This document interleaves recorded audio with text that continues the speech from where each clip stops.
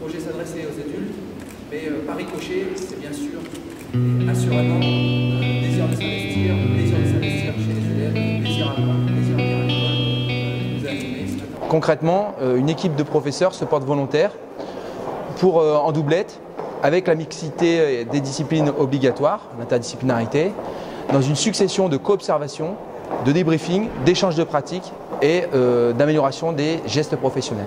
C'est l'ami critique qui est venu voir, son collègue et qui, de façon bienveillante, lui dit ce qui a bien marché et qui appuie un peu où ça fait mal. Mais comme c'est quelqu'un qui est favorable et qui est en général un ami critique, ça se passe bien. Un enseignant par exemple de français va observer un enseignant de mathématiques, puis l'enseignant de mathématiques observe l'enseignant de français. Premier débriefing au niveau des deux, puis débriefing dans le groupe. L'avenir du projet va passer par notre capacité à mobiliser un nombre beaucoup plus important de collègues.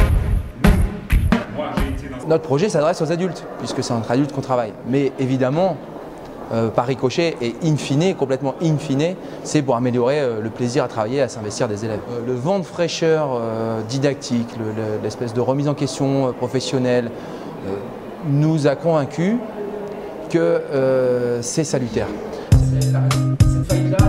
Ce qui me nourrit, c'est quand un élève te dit merci, quand un élève te regarde avec un sourire. Donc, quand il sourit, c'est quand même un gage de réussite. Et comme in fine, nous, c'est pour ça qu'on bosse, c'est pour ça qu'on a cherché à avoir envie de venir au bahut tous les jours. Notre action, elle s'adresse aux adultes, mais elle doit ricocher sur les enfants.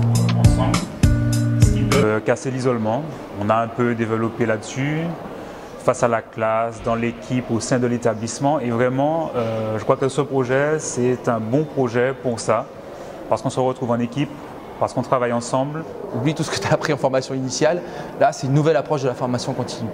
Le deuxième, c'est vas-y sans réserve, parce que tu as tout à gagner à t'investir là-dedans, tu n'as rien à perdre, ni en salaire, ni en crédibilité. Au contraire, tu n'as que de l'épanouissement personnel à gagner. Il est bon de temps en temps de se réinvestir dans des projets qui cassent les routines et qui donnent envie de se remettre en question.